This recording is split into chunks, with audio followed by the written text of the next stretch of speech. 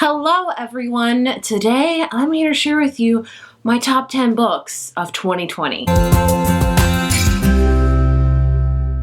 Oh, 2020 has come to a close. I'm sure we are all very excited about that because it's been the worst year. So yeah, we can say goodbye to 2020, but with that we're going to talk about some good things that came out of 2020. More specifically, my favorite books I read in the year. I read 140 books this year, and that's a lot. So this year I'm doing things a little bit different. Every year usually I do a top 10 favorites and then I do a least favorites list, and that's about it.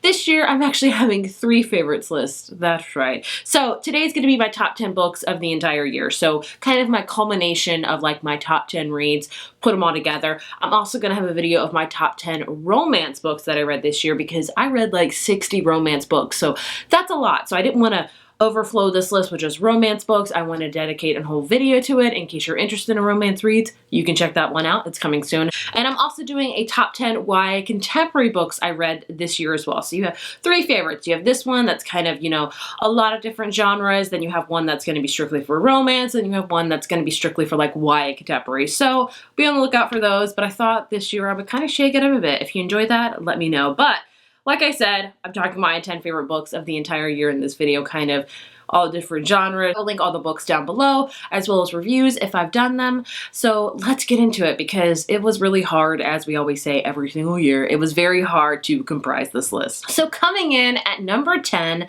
is the only classic I read this year, and that is Little Women by Louisa May Alcott. If you don't know, I don't read a ton of classics. So if you're new to this channel and you're like, oh, let's see the classics she's read, you've come to the wrong place. But I really strive to at least read one classic because honestly, I don't really love them. But here we are, this being on my favorites list, Little Woman. Little Woman is, like I said, a classic. It takes place in the 1860s and we follow the March sisters. We have Jo March, Meg March, Amy March, and Beth March, and we just follow their life, their sisterhood, and things like that. And it's just a very wholesome, beautiful book about family and love and tragedies, and it's just amazing. I'm sure you know all about Little Woman. There's been countless adaptations for it, with the newest one being a couple years ago now, I think, or maybe last year, but it's just an amazing book, and I am happy to have read it. Like, I do want to kind of expand on my classic reading, but not like insanely much because, like I said, I'm just not a classic reader, and that's okay to admit that, but I did really love Little Woman, and the March sisters are just favorite characters of mine. Moving into number 9, we have A Deadly Education by Naomi Novik. This is a prime example of why not every 5-star book will make my list, but maybe a 4-star will. I know that's a little bit shocking. I gave this book like a 4.5 stars. It wasn't quite a 5-star for me, but what makes it a favorite for me is just I remember so much vividly about it. The writing was really beautiful. The setting was really intense, and so with that, it does become one of my favorites. This is an adult fantasy book. It's the start of a new series of the Scholomance series, and in this book we follow a character named Galadriel who attends a school called the Scholomance, and it's pretty much a magical school, and it's not your typical like Hogwarts or things like that. No, the school is quite treacherous. Like, you are lucky to graduate literally alive because classmates die all the time. There's monsters. You can't walk the hallways alone or somebody will kill you, things like that. So we follow Galadriel, and she's just trying to make it through her junior year of school. And she sees this guy, Orion, a lot, and he's pretty much the Harry Potter of the school. He's the school's golden boy. He saves people time and time again, and he saved Galadriel, and she loathes him for that. And so we got a hate to love thing going on. And this book is very info dumpy. Do not get me wrong. Like, goodness me, that's why I didn't get a 5 stars, because I was like, whoa. But this school was such a vivid setting, and I love the way how it was kind of a dark, twisty school, and like alliances are formed, and the magic system is very intricate, but I really enjoyed it. And I'm actually very surprised I enjoyed it. I'm very excited for the rest of the series, which is why it has a spot on this list, and I just really loved it. So coming in at number 8, I actually have dual books because it's my channel. I could do that. So like I said, I'm doing a whole video of just romance reads, but I did want to highlight a couple on this that I just really enjoyed. I literally have like so many romantic favorites, and these are just two of them that I want to talk about. Beach Read by Emily Henry and You Had Me at Hola by Alexis Dario. I both really, really loved. Beach Read has been getting a ton of hype here on BookTube. I'm sure it's going to be on a lot of people's top 10 list. I wouldn't be surprised at all. This is a classic hate to love trope. It follows a character named January who is a romance author, and she goes to stay at like her father's lakeside house to try to write her book, and then her neighbor is Augustus, who they went to college together, and they kind of have this hate relationship. And they pretty much decide to like try to write each other's genres. She'll write really hard-hitting literary fiction, and he'll write like a romantic happy ending. And of course, ... you can guess what happens from there. And it's just a beautifully told book. It is very romantic, but it also has a lot of depth. So I really, really loved it. Again, I'm sure you have heard a ton about it this year. But one I don't think you have heard a lot about is You've Had Me at Hola.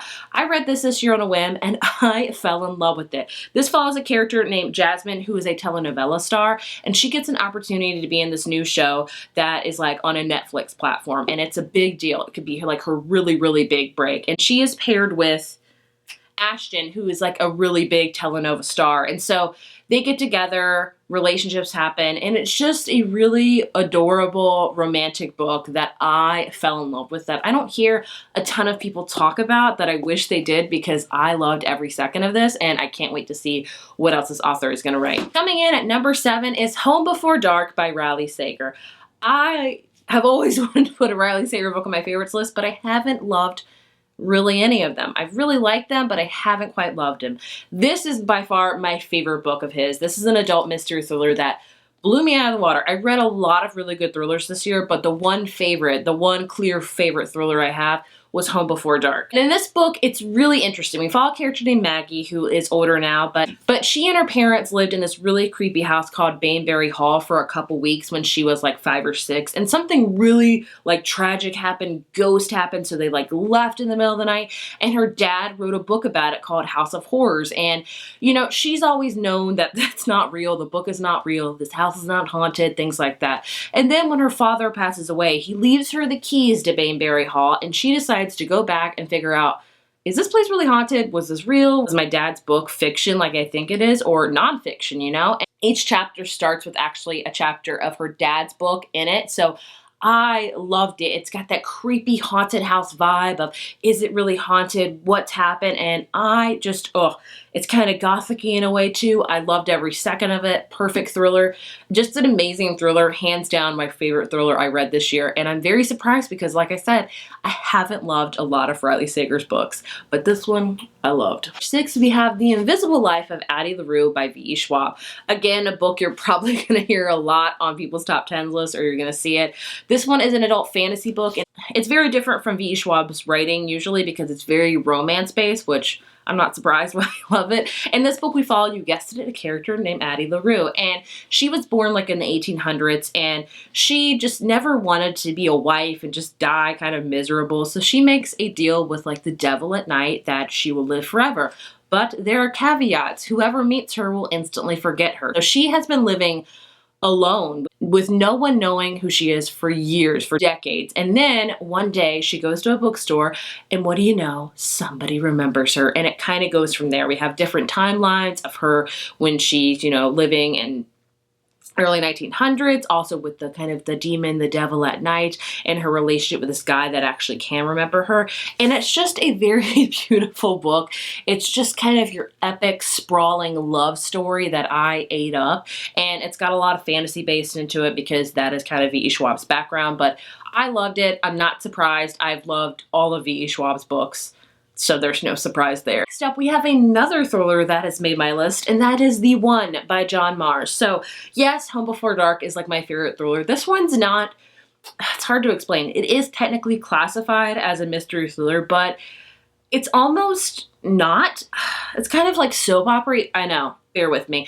A lot of people love John Marrs. I am late to the train, obviously, on this one. So I decided to read this year The One because everyone recommended it, and obviously I loved it. So this book is all about this app that that matches your DNA and helps you find your soulmate. So we follow a slew of people, how they meet their soulmates, how relationships get broken and things like that. And it's very twisty and very soap opera-y because the plots you can guess, but I was addicted. Like, I flew through this book, and it's not a short book at all. And the ending was perfection. There was lots of twists and turns. Some I saw coming, a couple that I was floored by, and I just really love John Marr's writing. He really talks about kind of the inner psyche of a person, of decisions we make, of if you knew, like, this person was your soulmate, would you go with them, or would you be in the marriage you're in now? You know, it talks a lot about internal questions, and I was there for it. So needless to say, you know, John Marr is an author I discovered this year that I'm definitely going to read more from. Which one next, I don't know, but the one was addicting. And goodness, like, if you don't love mystery thrillers and you're trying to maybe get into the genre, this is a great one to start with, in my opinion. Then we have Clap When You Land by Elizabeth Acevedo. I read all of Elizabeth Acevedo's books this year. I just binged them all, and my favorite of hers is easily Clap When You Land. This is a YA contemporary book told in verse that is very, very impactful. We follow two characters, one named Camino, one named Yahara, and they lead very different lives. Camino lives in the Dominican Republic, and she lives for the summer when her father comes and visits her. And then we have Yahira, who lives in New York and has a really great life, except for in the summertime when her dad, you know, goes on a trip. Where she goes, she doesn't know. If you can't guess already, they share the same dad, but they don't know it. And then their dad actually dies in a plane crash to visit Camino. And with the return of events, they figure out that they are actually sisters, and they decide to start talking to each other and sharing their, you know, history of each other and their life. And it's just a beautifully impactful book, all about family and grief, loss, sisterhood, racial things, racial important topics. And just, gosh, this book, I don't read a ton of books in verse, but Elizabeth Acevedo writes it so beautiful and so impactful that I just dog-eared so many verses in this book that I fell in love with. So this was such an impactful read. I still remember a lot of the verses from it, and goodness me, if you want a book that's really going to grip your heart and like squeeze it, this is a great book for that. So coming into my top three, they're all probably very, very predictable, but we're just going to go with it. Number 3, Reborn Yesterday by Tessa Bailey. This is an adult paranormal romance that I have probably pushed the most of my channel this year. Like,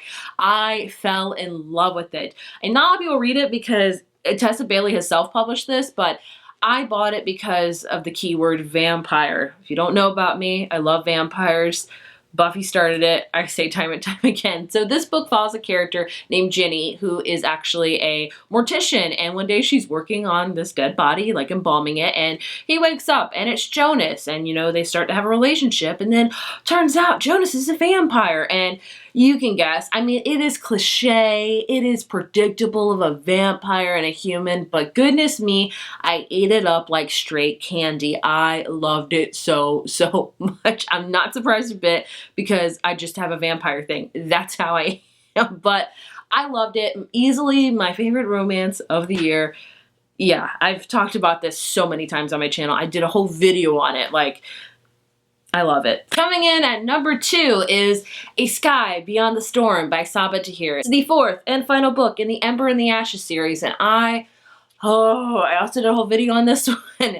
This is a series I have loved from the very beginning. It is one of my favorite YA fantasy series.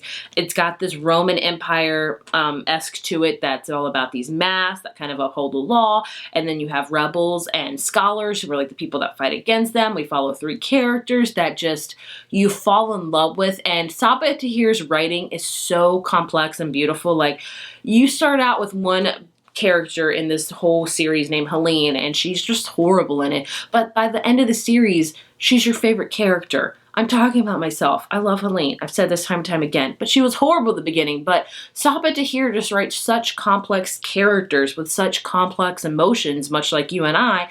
And it's just amazing. It's a book about war, about tyranny, about just racial injustice. And it's just an amazing series from start to finish. I love the way it concluded. It made me cry a lot. The ending was bittersweet. I'm obsessed with it.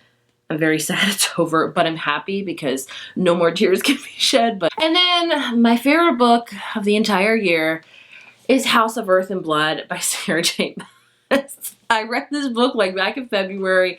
I read it and I was like, yep, this is gonna be my favorite book of the year. It's probably gonna be a lot of people's. No surprise. Sorry, I don't keep you guessing. I'm a creature of habit, I guess. But this is Sarah J. Maas's newest series that's an adult fantasy series. And I have to say, I really enjoy it. Now, I've read all of Sarah J. Maas's books. I've read her Throne of Glass series. I've read her Akamath series, even though that's still ongoing. And I really did really enjoy Throne of Glass series, and I really loved Akamath, but I really liked the beginning of this book. This is my favorite first book of hers, I think. I loved it. So in this book, we follow a character named Bryce, and Bryce is kind of half fae. She lives in this world where there's a lot of humans, fae, vampires, angels, just kind of the culmination of all the paranormal things. And she is best friends with this girl named Danica, who's also a werewolf. And basically what happens at the beginning of this book, it's not spoiling anything, is that her best friend gets murdered and all of her kind of pack. And Bryce is devastated, and the guilty is put behind bars until we pick up many, many years later when Bryce learns that maybe the person they put behind bars actually didn't commit the crime. And so